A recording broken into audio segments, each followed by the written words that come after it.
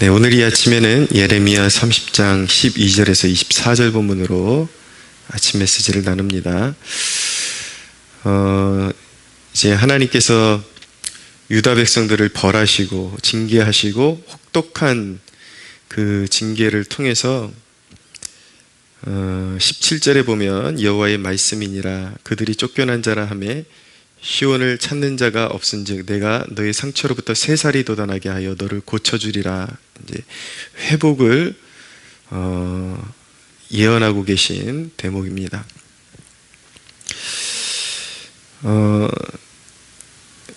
이 대목을 묵상하다 보면은 징계를 받는다라는 것, 하나님 앞에 한 영혼이 징계를 받는다는 것도 축복이라는 것을 배우게 됩니다.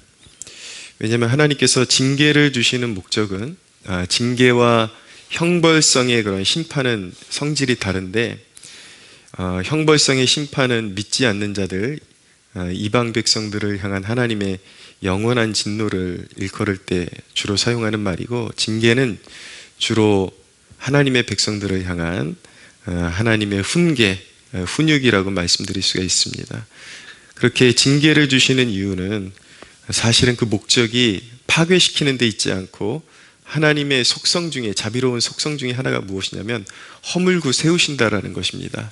반드시 육신되고 불순종하는 것들은 무너뜨리시고 그리고 고치시고 마침내 축복하시기 위해서 징계를 주시는 것이죠. 그런데 더 은혜로운 대목은 묵상할수록 우리가 그 참 의미를 안다면 은혜로운 대목은 무엇이냐면 이 징계하시고 나서 회복시키시는 것이 무너뜨리시고 나서 하나님이 어떤 그 사람의 반응을 보시고 우발적으로 누구는 회복시키시고 그렇게 하는 것이 아니라 어떤 한 영혼에게 있어서 하나님이 징계하시고 나서 회복시키시는 것이 한 호흡이라는 사실을 알게 됩니다. 어떤 특별한 요소가 그 관계 속에 파고들어서 하나님께서 그렇게 마음의 결단을 내가 이 사람을 회복시킬 것이야, 그렇게 하나님께서 마음을 순간적으로 바꾸신 것이 아니라 하나님에게서 등을 돌리고 있는 한 영혼에게 징계가 임하는 것은 이미 영원 전부터 계획하신 한 영혼을 향한 구원의 사건이 임하는 순간이라는 것을 알게 되는 것입니다. 그러니까 무너뜨리시고 회복시키시는 그 역사가 하나님의 그런 어떤 우발적인 그런 어떤 결정에 의해서 되는 것이 아니라 이미 영원 전부터 하나님께서 하나님의 택하신 백성들을 생명책에 기록하시고 그의 삶 가운데 개입해 오셔서 하나님을 떠나 있는 그리고 세상에 젖어 있는 그에게 하나님이 개입하시는 것이죠. 개입하셔서 그의 그런 우상들을 무너뜨리시고 그의 삶을 처절하게 낮추셔서 비로소 하나님을 인정하고 돌아와서 하나님을 섬기고 마침내 축복받는 백성이 될 수 있도록 이끌어 가시는 그 성도의 견인이라고 그러거든요. 견인의 과정. 이 모든 것들이 우발적인 사건이 아니라 영원 전부터 계획하신 하나님의 뜻이라는데, 이게 구원을 깨닫고 보면 참 은혜가 있습니다. 나도 여느 사람들과 같이 방탕하며 그냥 즐기고 세상에서 즐기고 그냥 정신 못 차리고 살 수 있었는데 어느 순간 하나님이 개입해 오시는 거예요. 그리고 내 삶을, 이전에 즐기던 모든 삶을 허물어뜨려 버리시고, 그럴 때 이제 굉장히 잔혹하고 힘든 시절을 보내야 되지만 사실은 거기에 새 생명을 돋게 하시는 하나님의 섭리와 위대한 구원의 사건이 거기에 숨어 있는 것입니다. 그래서 히브리서 12장 6절에 보면 주께서 그 사랑하시는 자를 징계하시고 그가 받아들이시는 아들마다 채찍질 하심이라. 아무나 징계하시는 것이 아닙니다. 하나님이 사랑하시는 사람들을 향해서, 사랑하시는 그의 백성들을 향해서 징계를 베푸시는 것이죠. 그래서 징계가 없었더라면 자기 잘난 맛에 살고 죄가 죄인 줄 모르고 살았을 수밖에 없었던 사람들이 하나님의 그 징계를 통해서 죄의 짐의 무거움도 비로소 알게 되는 것이고, 그리고 사실은 징계가 크면 클수록 죄의 짐이 크면 클수록 용서받음의 기쁨도 알게 되는 것입니다. 그만큼 크게 느껴지게 되는 것이죠. 그래서 예수님께서 말씀하시기를 많이 사함을 받은 자가 많이 사랑하느니라. 자기의 허물이 얼마나 큰지를 깨닫는 사람이야말로 하나님을 뜨겁게 사랑할 수밖에 없게 되는 것이죠.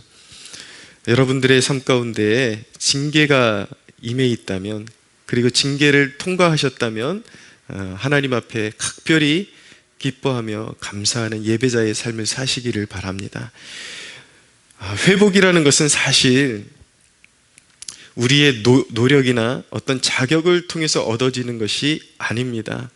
오직 우리의 주 되신 예수 그리스도를 통한 그런 어떤 하나님과의 연합의 관계를 통해서 하나님의 백성들에게 주어지는 것이 회복인 것입니다. 마치 그리스도께로부터, 하나님께로부터 나무가 수액을 빨아들여서 그 가지가 자라나고 열매가 자라나는 것처럼, 그렇게 우리 영적인 원리도 그런 거예요. 단순히 나의 노력, 나의 어떤 갖춘 자격 이런 것이 아니라 사실은 하나님께로부터 오는 수액을, 은혜의 수액을 빨아들이고 잘 심겨져서 은혜의 밭에 심겨져서 살아갈 때에 자연스럽게 하나님의 때에 이루어지는 것이 회복이라는 것이요, 그것이 성경의 진리인 것입니다. 다른 말로 말씀드리면 너를 고치겠다라는 하나님의 의지가 우리를 회복시키는 것이지, 우리가 발버둥 치고 노력한다 그래서 우리의 삶이 회복되어지는 것이 아니다라는 것을 말씀하고 있는 것입니다. 그런데 우리 중에는 착각하는 사람들이 있어요. 은혜를 잊어버리고 사는 사람들이 있습니다. 물론 자기가 노력했겠죠. 막 이제 무너진 삶에서 어떻게 해서든 일어나 보려고 노력하고 그렇게 했겠지만, 어느덧 그것이 사실은 자기의 발버둥 때문에 회복된 것이 아니라 하나님의 은혜로 회복되어진 건데, 그것을 모르고 어느 순간 착각이 들어오는 거예요. 이것은 내 노력으로 내가 이만큼 일구어냈다.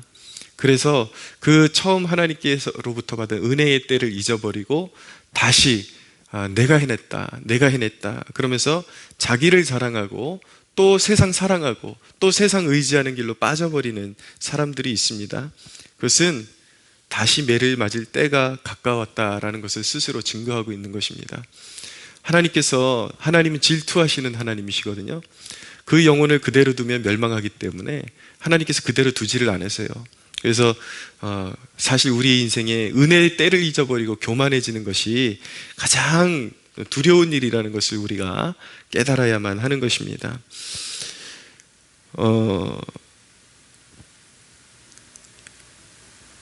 여러분 삶 가운데 여러분들이 이 아침에 꼭 기억해야 하는 것, 그 한 가지가 무엇이냐면, 여러분이 지금 있는 것에 만족하고 하나님과의 관계를 지키는 것에 힘쓰십시오. 하나님께서 여러분들을 이미 초기에 징계하시고 여러분들을 부르셔서 회복시키시기 시작하실 때에 여러분을 향한 여러분들의 전체 인생에 대한 플랜을 하나님께서 가지고 계시고 계획을 가지고 계십니다. 돌봄의 계획을 가지고 계십니다. 부모는 자식의 양육을 위해서 모든 것을 준비합니다. 그리고 한 발 앞서서 보면서 얘한테 뭐가 필요하구나, 그것을 알고 있고 준비하고 있습니다. 그런데 어떨 때에 부모와 자식 간에 트러블이 생기는가? 자식이 부모에 대한 신뢰를 잃어버리고 계속 투정 부릴 때에, 그 때가 있다라는 것을 기억하지 못하고 계속 투정을 부릴 때에 트러블이 생기게 되는 것입니다.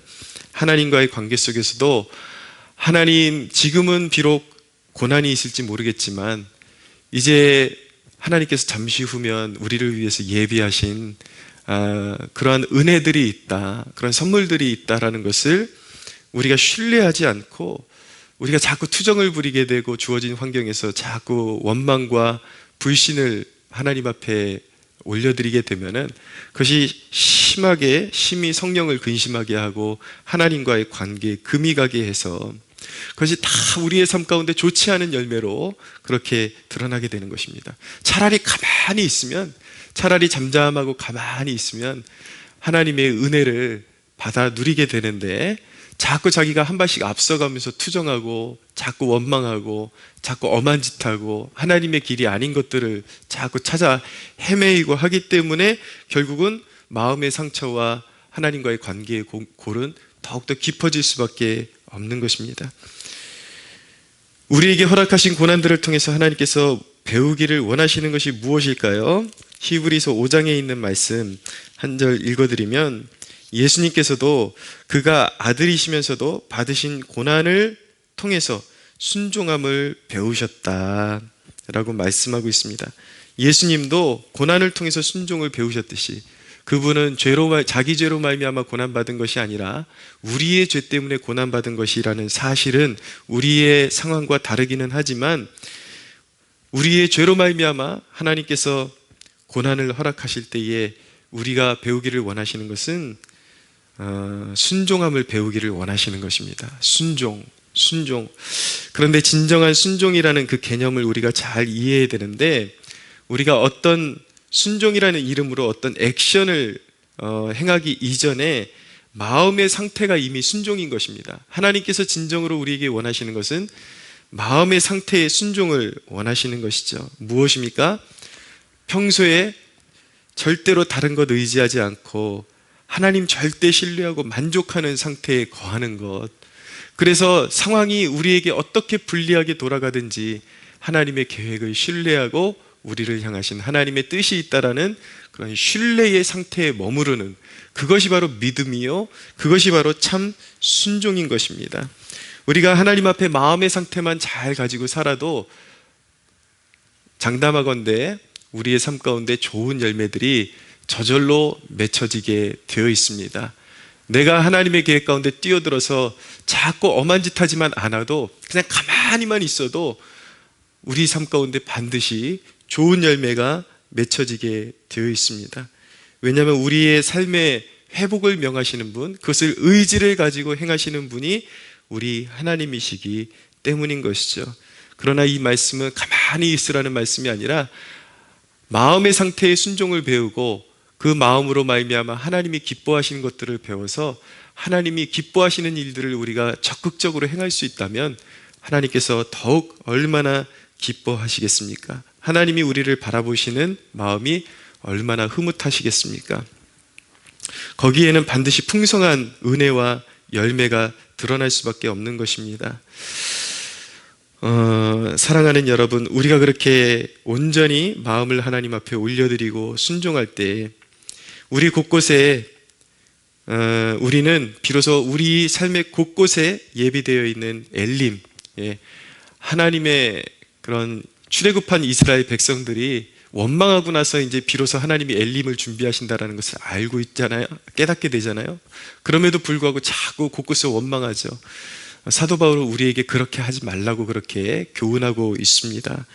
하나님을 절대 신뢰하면 하나님이 고난 많고 역경 많고 슬픔 많은 이 땅 한가운데서도 우리의 구원의 삶을 이루시면서 우리의 삶의 곳곳에 자녀들을 위해서 예비하신 엘림을 하나님께서 만나게 하신다, 그렇게 축복하신다 라는 것을 신뢰할 수 있게 되기를 바랍니다. 우리 하나님 안에서 만족하고 오늘도 그런 구원의 삶을 온전히 받아 누리는 하루가 되시기를 예수 그리스도의 이름으로 축복합니다.